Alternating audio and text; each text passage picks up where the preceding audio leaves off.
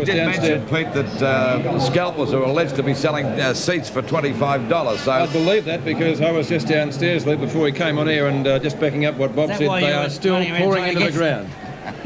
Not really. All right, well, let's get on to the important side of things anyway in the respective teams. Bob, how do you think the Swans will line up? Oh, Mark Browning is definitely out of the side. There is no way that Maurice Rioli will play. Witzel will come into the side in place of Browning. And if we see the line-up there, that doesn't necessarily mean that they will line up that way, but I'll say that much. Tom Hafey normally picks them the way they are going to line up, and it's very rare that you find Tom throwing players all over the place. And I think there's a bit of a doubt about the fitness of Warwick Kappa. Yes, I have heard that. So it'll be interesting to see just how he goes, but he is certainly playing, and they are G'd up. The one thing they will guarantee the supporters is that they will really give it their all. Lou, the Carlton side, they've gone from strength to strength since they were defeated by Hawthorn in the first round. Let's take a look at their lineup. Well, the two umpires, Pete, on the ground, but we've got to say this about Carlton. They were very impressive last week against Essendon, and of course their interstate imports are doing very well, particularly Bradley and Dorotich, and we're quite sure, well, I'm quite sure that Kernahan is just about on the verge of playing a star game, and this is the ground where he could play well.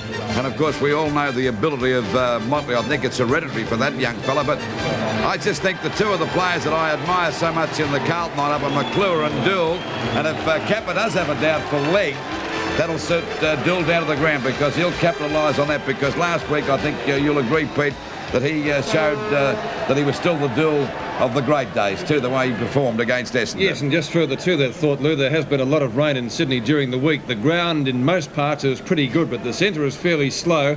I think they had about 3 or 4 inches of rain, so it's quite soft in and around the centre square area, but the rest of the ground is quite okay. So that might suit some of the older players out there, the one in particular that Lou mentioned. Let's take a look at the ladder as it finished after yesterday's round, and what this game means today is that is actually for top position. If the Swans win, naturally they'll cement their place at the top of the ladder. If Carlton win, their percentage will carry them there as well. So it's a most important game for both sides. We'll take a break and we'll be back at the SCG for Sevens Big League in just a moment. Welcome back to the SCG, and here come Carlton, led by their captain Mark McClure, and a real finals atmosphere here this afternoon. We estimate the crowd at around about 30,000, and they're still coming in. And gentlemen, it really is, as such, a great day for Australian football, given the big crowd we have here. Well, I think we've got to give full marks to the Sydney Swans too, because they've promoted this game marvellously well, and of course the crowd have turned up, Bob. And Carlton being a big drawing power, there's no doubt about that. And they are a very impressive side with that navy blue jumper with the club monogram on the front. They always look great to me, Carlton. They really are, and I must compliment the cheer squad on that banner. I thought it was excellent. Yes, and you know, the pink helicopter for Jeff and whatever. It really was a wonderful banner, and I think it'll be a great game here today. And Carlton look more impressive. I still think you haven't seen the best of players like Kernahan. I'm sure we have. Motley started to look better the other night. Bradley, of course, has started the season off in excellent fashion, and he just settled in as though he's been playing league football for quite a while. Bob, how much are the Swans going to miss, well, now Mark Browning, because Gerard Healy already out through suspension, and Merv Neagle through a knee injury, so the rank's looking a little bit depleted. Yes, but they did play without Browning last week. He was a last-minute drop out of the side against Melbourne, and they slotted in and looked pretty good. They're pretty fortunate most of this year. Paul Morwood and Mark Bayes have sat on the interchange bench, and they're two good players to have to come into the side. Bob, how serious let's say that Kappa is injured and not 100% fit, how serious is that a problem to the Swans today? Well, that is a whisper, Lou. Surely in a game like this, Tom Hafey wouldn't take a risk with Kappa if he wasn't fit. Who else would he play there? Well, any fit player is better than an unfit player. Well, it's only a rumour, isn't it? It is only a rumour, and that's why I think that Kappa, if he takes the field, he's got to be declared 100% fit, and I think should be. There's the Carlton's brain stress, Wes Loft, and there's also Robert Walls, their coach, Stephen Goff. Now, the theme of the Swanettes today is to do with Hollywood. And very suitably attired out there, and the big roar is for the arrival of the Swans. And as I said, this is a great day for Australian football here in Sydney. I'm sure one of the prime movers of the game up here, Dr. Alan Aylett, whom I was speaking to earlier, would be absolutely delighted with the turn-up. And as you mentioned, gentlemen, we should congratulate the people behind the marketing of the Swans for getting right behind them and promoting this game so well. So there it is, the umpires for this afternoon's game, Ian Clayton and Greg Sidebottom, both teams out onto the field. We'll take a break and we'll be back for the all-important first quarter in just a moment. As Mark McClure has a chat to his team now, and the Swans would be going to the big scoreboard end.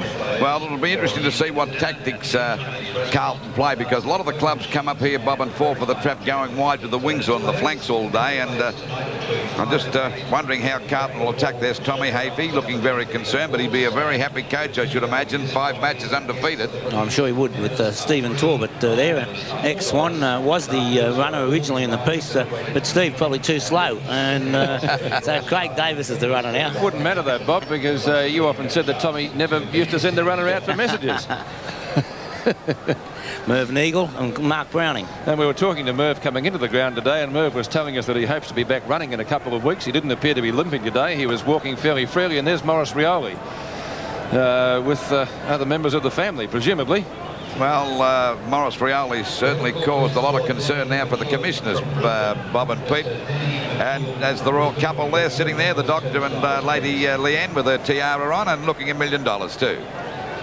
I might wave to you, Lou, if you stand up. I'm sorry, you are standing that's up. Right. I didn't realise that.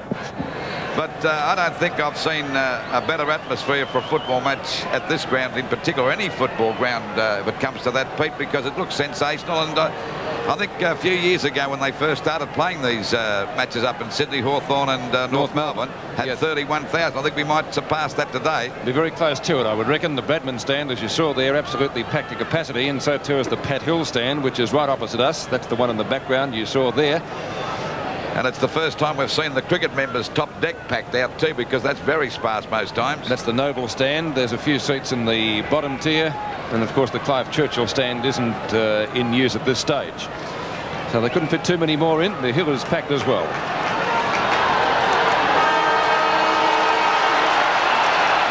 First quarter of the all-important Swans Carlton game from the SCG.